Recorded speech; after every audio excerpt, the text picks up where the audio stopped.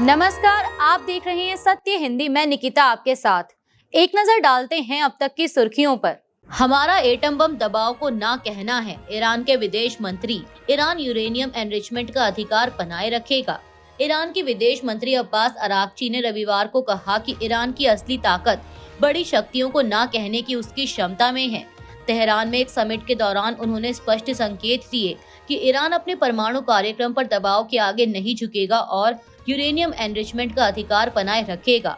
यह बयान ओमान में अमेरिका ईरान की वार्ता के कुछ ही दिन बाद आया है, जिसे ईरानी राष्ट्रपति मसूद पेजेश्कियन ने एक कदम आगे बताया था। अरागची ने कहा कि पश्चिम ईरान के परमाणु बम से डरता है, जबकि ईरान का असली एटम बम उसका दबाव के सामने ना झुकना है। इस बीच अमेरिका ने मध्य पूर्व में यूएसएस अब्राहम लिंकन समेत सैन्य तैनाती बढ़ा दी है। ट्रंप ने कहा कि ईरान समझौता चाहता है, लेकिन अगले दौर की वार्ता को लेकर अभी स्थिति स्पष्ट नहीं है। गौरव गोगोई और उनकी पत्नी पर पाकिस्तान से गहरे कनेक्शन का आरोप। असम सीएम ने किया पाकिस्तान लिंक का दावा। गौरव गोगोई ने हिमंता शर्मा के आरोपों को किया खारिज। असम के मुख्यमंत्री हिमंत बिस्वा शर्मा ने रविवार को कांग्रेस सांसद गौरव गोगोई और उनकी पत्नी एलिजाबेथ कोलबर्न और पाकिस्तानी नागरिक अली तौकीर शेख के बीच गहरे कनेक्शन का आरोप लगाया है। विधानसभा चुनाव से पहले प्रेस कॉन्फ्रेंस में सीएम ने दावा किया कि एलिजाबेथ को शेख से सैलरी दिलाने के लिए एफसीआरए नियमों का उल्लंघन किया गया और भारत से जुड़ी संवेदनशील जानकारियां पाकिस्तान को भेजी गईं। उन्होंने आरोप लगाया कि गौरव गोगोई ने 2013 में पाकिस्तान का गोपनीय दौरा किया और वहां कथित तौर पर ट्रेनिंग ली। सीएम ने इस पूरे मामले की जांच किसी केंद्रीय एजेंसी से कराने की सिफारिश करते हुए गृह मंत्रालय को भेजने की बात कही और एलिजाबेथ का ओसीआई या वीजा रद्द करने की मांग की। इससे पहले सीएम ने आरोप लगाया था कि एलिजाबेथ गोगोई के पाकिस्तान में सक्रिय बैंक खाते हैं। कांग्रेस नेता गौरव गोगोई ने सीएम हेमंत बिस्वा शर्मा के इन आरोपों को खारिज करते हुए इसे सी ग्रेड फिल्म से भी बदतर बताया है। उन्होंने कहा कि यह आरोप आगामी विधानसभा चुनाव से पहले उन्हें बदनाम करने की कोशिश है। गौरव गोगोई ने एक्स पर सीएम की प्रेस कॉन्फ्रेंस को सुपर फ्लॉप करार दिया। इस मामले की शुरुआती जांच असम पुलिस की एसआईटी ने की थी, जिसके बाद सीआईडी थाने में केस दर्ज किया गया है। संघ जब कहेगा तभी जिम्मेदारी छोड़ूंगा, मोहन भागवत। फैसला मेरा नहीं, संघ की इच्छा पर। आरएसएस प्रमुख मोहन भागवत ने कहा है कि वे अपनी जिम्मेदारी से तभी मुक्त होंगे जब संघ खुद ऐसा कहेगा। आरएसएस के शताब्दी समारोह के अवसर पर आयोजित एक कार्यक्रम में रविवार को उन्होंने कहा कि आमतौर पर 75 वर्ष की उम्र के बाद दायित्व से मुक्त होकर काम करने की परंपरा मानी जाती है, लेकिन यह संघ की अनुमति से ही होता है। भागवत ने बताया कि उन्होंने कार्यकर्ताओं से कहा था कि अब उनकी उम्र 75 हो गई है और उन्हें जिम्मेदारी छोड़ देनी चाहिए, लेकिन कार्यकर्ताओं ने उनसे काम जारी रखने को कहा। उन्होंने कहा कि उनका पद पर बने रहना या न रहना उनकी व्यक्तिगत इच्छा नहीं, बल्कि संघ का निर्णय है। भागवत ने स्पष्ट किया कि जब संघ कहेगा तब वे दायित्व से निवृत्त होंगे, लेकिन काम से कभी निवृत्त नहीं होंगे। उन्होंने कहा कि दायित्व खत्म हो सकता है, लेकिन जीवन भर समाज के लिए कार्य चलता रहता है। गौरतलब है कि मोहन भागवत सितंबर 2025 में 75 वर्ष के हो चुके हैं और अभी भी आरएसएस प्रमुख के पद पर बने हुए हैं। संसद विवाद पर केंद्रीय मंत्री रवनीत सिंह बिट्टू का पलटवार। बोले, राहुल गांधी ने खोया आपा, मेरी ओर बढ़ रहे थे। केंद्रीय मंत्री रवनीत सिंह बिट्टू ने शनिवार को कांग्रेस नेता राहुल गांधी पर तीखा हमला बोलते हुए उन्हें गद्दार कहे जाने की घटना को लेकर बयान दिया।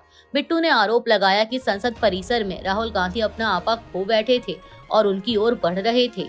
यह घटना 4 फरवरी को संसद के मकर द्वार के बाहर हुई, जब राहुल गांधी निलंबित कांग्रेस सांसदों के समर्थन में प्रदर्शन कर रहे थे।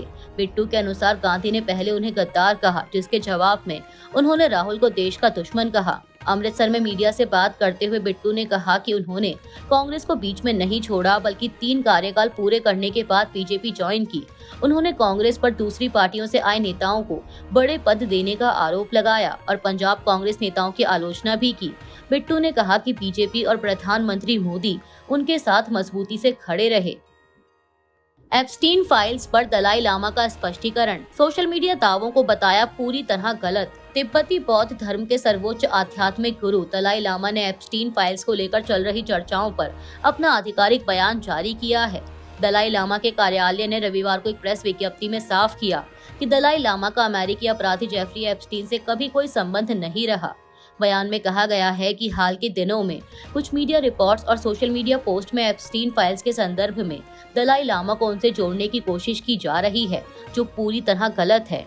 कार्यालय ने स्पष्ट रूप से कहा कि दलाई लामा ने ना तो कभी जेफरी एप्स्टीन से मुलाकात की और ना ही किसी को उनकी ओर से उससे मिलने या बातचीत करने की अनुमति दी। यह बयान ऐसे समय आया है जब पिछले कुछ दिनों में कुछ सोशल मीडिया पोस्ट और कुछ मीडिया रिपोर्ट्स में दलाई लामा को अमेरिकी अपराधी जेफरी एप्स्टीन से जोड़ा जा रहा था।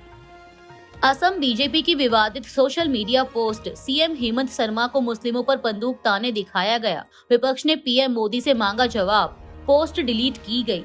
असम में सत्ताधारी बीजेपी की सोशल मीडिया पोस्ट विवादों में घिर गई, जिसे बाद में डिलीट कर दिया गया। दरअसल इसमें एक वीडियो एडिट करके सीएम हेमंत बिस्वा शर्मा को मुस्लिम पुरुषों पर बंदूक ताने हुए दिखाया गया, जिससे हैरानी और गुस्सा फैल गया। यह चुनाव वाले राज्य में मुस्लिम समुदाय को निशाना बनाने वाले सीएम शर्मा की टिप्पणियों और दावों की कड़ी में हुआ है। कांग्रेस प्रवक्ता सुप्रिया श्रीनेत ने उस वीडियो की स्क्रीन रिकॉर्डिंग शेयर की, जिसका कैप्शन पॉइंट ब्लैंक शॉट था, और पूछा कि क्या अदालतें और अन्य संस्थाएं सो रही हैं। यह कोई मामूली वीडियो नहीं है जिसे ट्रोल कंटेंट समझकर नजरअंदाज कर दिया जाए। यह बहुत ऊपर से फैलाया गया जहर है और इसके लिए नतीजे भुगतने होंगे। वेणुगोपाल ने भी साथ ही जोड़ा कि इस बात की कोई उम्मीद नहीं है कि नरेंद्र मोदी इसकी निंदा करेंगे या इसके खिलाफ कार्रवाई करेंगे। उन्होंने न्यायपालिका से कार्रवाई करने का आह्वान किया और कहा कि इस मामले में कोई नरमी नहीं दिखानी चाहिए। हालांकि बीजेपी ने अभी तक कोई जवाब नहीं दिया है और बीजेपी असम प्रदेश हैंडल की पोस्ट भी डिलीट कर दी गई है। अमेरिका का चीन पर गुप्त परमाणु परीक्षण करने का आरोप। 2020 में गलवान घाटी झड़प के बाद किया गया परीक्षण। बीजिंग ने अमेरिका के दावे को किया खारिज। हिंदुस्तान टाइम्स की एक रिपोर्ट के मुताबिक एक परमाणु हथियार समझौते न्यू स्टार्ट संधि की समय सीमा खत्म होने के बाद अमेरिका ने 22 जून 2020 को चीन पर एक गुप्त परमाणु परीक्षण करने का आरोप लगाया। यह लद्दाख की गलवान घाटी में हुई झड़प के कुछ ही दिन बाद हुआ था, जिसमें 20 भारतीय सैनिक मारे गए थे। न्यू स्टार्ट संधि, जो अमेरिका और रूस के मिसाइलों और परमाणु हथियारों को सीमित करती थी, 2010 में ओबामा और मेदवेदेव ने साइन की थी। अमेरिकी अंडर सेक्रेटरी थॉमस टिनानो ने कहा कि चीन ने परीक्षण को छिपाने के लिए डीकपलिंग का इस्तेमाल किया, जो भूकंपीय निगरानी की प्रभावशीलता को कम करने का एक तरीका है, और 2030 तक चीन के पास 1000 से अधिक हथियार होंगे। उन्होंने यह भी कहा कि अमेरिका अब संधि से बंधा हुआ नहीं है और परमाणु हथियार नियंत्रण में नए उपाय कर सकता है। हालांकि चीन ने अमेरिकी अंडर सेक्रेटरी द्वारा लगाए गए आरोपों को खारिज किया है। चीन के राजदूत शेन जियान ने कहा कि चीन ने ध्यान दिया है कि अमेरिका अपने बयान में तथाकथित चीन परमाणु खतरे को बढ़ा चढ़ाकर पेश कर रहा है। चीन ऐसे झूठे बयानों का कड़ा विरोध करता है। यह यानी अमेरिका हथियारों की होड़ को बढ़ाने का दोषी है। डिनानो के इस बयान की 2030 तक चीन के पास 1000 से अधिक परमाणु हथियार होंगे। इसके जवाब में शेन ने दोहराया कि उनका देश इस स्तर पर अमेरिका और रूस के साथ नई बातचीत में हिस्सा नहीं लेगा। पहले बीजिंग ने बताया था कि उसके पास हथियारों की संख्या का एक छोटा सा हिस्सा है, लगभग 600, जबकि मॉस्को और वाशिंगटन दोनों के पास लगभग 4000 हैं। इसके अलावा चीन और अमेरिका दोनों ने comprehensive nuclear test ban treaty पर साइन किए हैं, तो विस्फोटक परमाणु परीक्षणों पर रोक लगाती है, लेकिन किसी ने भी इसे मंजूरी नहीं दी है। इस्लामाबाद मस्जिद ब्लास्ट की चीन ने की निंदा, पाकिस्तान को दिया समर्थन का वादा। चीन ने इस्लामाबाद में एक शिया मस्जिद पर हुए हमले की कड़ी निंदा की है और पाकिस्तान सरकार के राष्ट्रीय सुरक्षा और स्थिरता बनाए रखने के प्रयासों का समर्थन किया। विदेश मंत्रालय ने कहा कि चीन 6 फरवरी 2026 को हुए इस हमले से बहुत हैरान है। चीन ने पाकिस्तान के साथ सहयोग जारी रखने और आतंकवाद के खिलाफ संघर्ष में समर्थन देने का भरोसा दिया है। बता दें कि इस्लामिक स्टेट यानी IS ने इस हिंसक घटना की जिम्मेदारी ली है।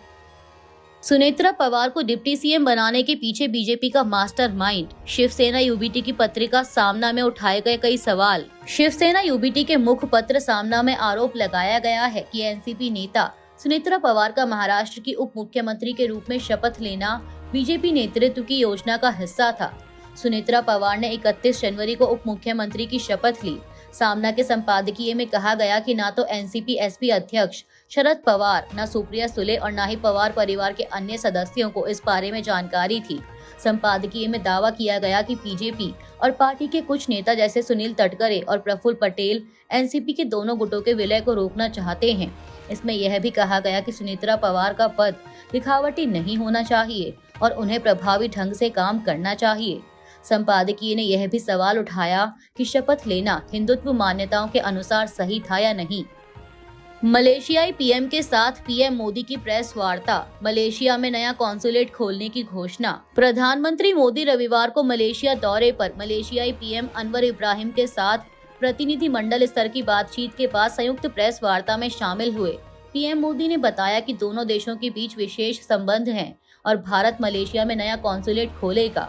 उन्होंने कहा कि ऊर्जा, infrastructure, manufacturing, digital economy, biotech और आईटी में सहयोग मजबूत हुआ है और इसे और व्यापक बनाया जाएगा। सुरक्षा के क्षेत्र में आतंकवाद, खुफिया जानकारी साझा करना और समुद्री सुरक्षा में साझेदारी बढ़ाई जाएगी। इसके अलावा रक्षा सहयोग, एआई, डिजिटल टेक्नोलॉजी, सेमीकंडक्टर, स्वास्थ्य और खाद्य सुरक्षा में साझेदारी को आगे बढ़ाया जाएगा।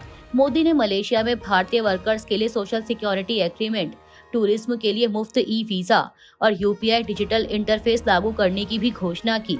मलेशिया में तमिल भाषा और सांस्कृतिक सहयोग को भी दोनों नेताओं ने महत्व दिया। मलेशियाई पीएम ने व्यापार, निवेश, कनेक्टिविटी और टूरिज्म में सहयोग बढ़ाने पर जोर दिया।